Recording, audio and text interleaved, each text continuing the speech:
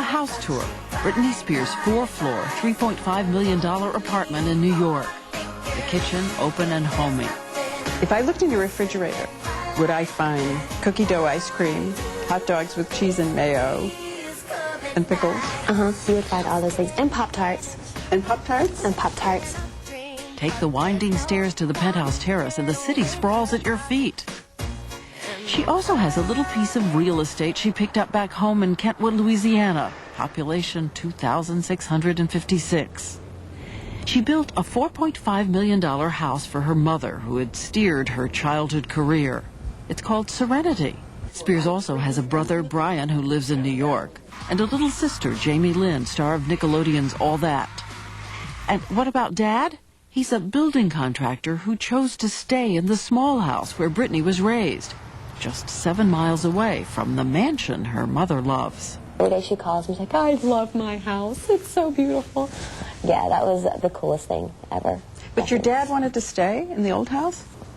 Yes, yeah. They wanted to, they eventually separated, so they have their own lives right now. Do they have very different views of you and what you should do? I think they really, at heart, I mean, they love each other so much, but I think sometimes you can love somebody, but they just cannot live together. It still hurts. Yeah, if you're their child.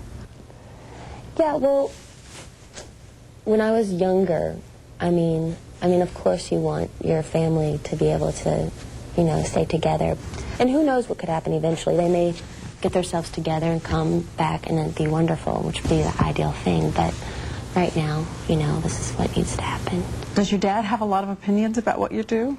Oh, yes. Oh, yes. Oh, yes. I mean, not like... Disapproving? Well, some things, yes, like, baby, okay, what were you wearing?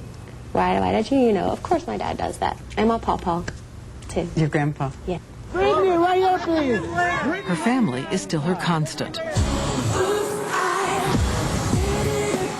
aunt, who has been battling cancer, has also been there for her as a chaperone on the road.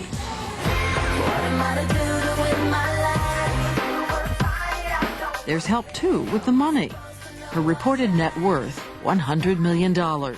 Last year, she was rated the #1 most powerful celebrity by Forbes magazine.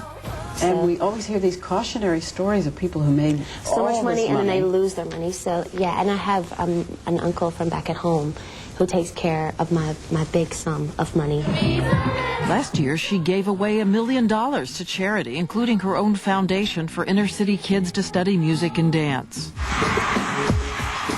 But the girl whose formal education ended in the 9th grade carries inside her an old fear that it can still all go away, and she'll be back selling crawfish in her grandma's store. You said once it would be going back to Louisiana and working with crawfish again and having everything disappear. I probably did at one point, but it's really weird. Like, I enjoy my life and I love what I do, but at the same time, even though we didn't have that much then, I was really happy. Like, I'm looking back right now, just the simplicity of life. It was very nice. We're going to shop, Dad. The stories are me. Yeah. Back before she could buy anything she wanted. It's really weird because I don't think right now I'm really like, I'm not like how I used to be. I mean, I used to roll quarters for freaking clothes, but I mean, I'm not like that. I mean, sometimes I splurge. My assistant, Felicia, she helps me out on that. She was like, if you want it, you just get it. I'm like, okay, I'll get it. But there is something about me, like if there's a sweater for $1,000, I can't buy that. Like, there's something in me that being raised, you know, a certain way, I can't, you know, do that. You read the stories about buying $100,000 of sportswear. No, I'm not like that at all. No. Is it an addiction? Is it an addiction? No, I don't think I think it's an addiction. I think it does put me, like, it makes me happy. You know, I'll go and I'll buy a hat and I'll buy some shoes and, you know, you feel pretty, you feel girly. I love that feeling.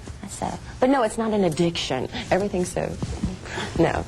And in a way, it's all part of her job, because her influence on young American fashion is seismic.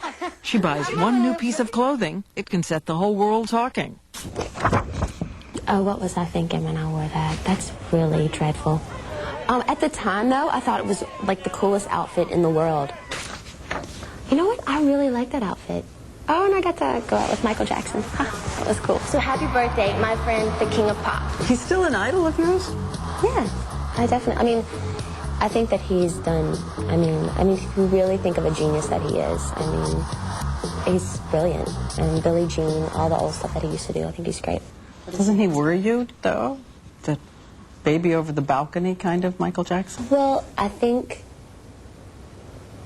maybe growing up, like, at such a young age, and it's probably affected him somewhat, and maybe it's kind of, but I think he's a great person at heart, and I just think maybe he needs me to call him, maybe. He probably needs some friends around him, to be honest, or, You think all the stuff written about him is untrue with little kids?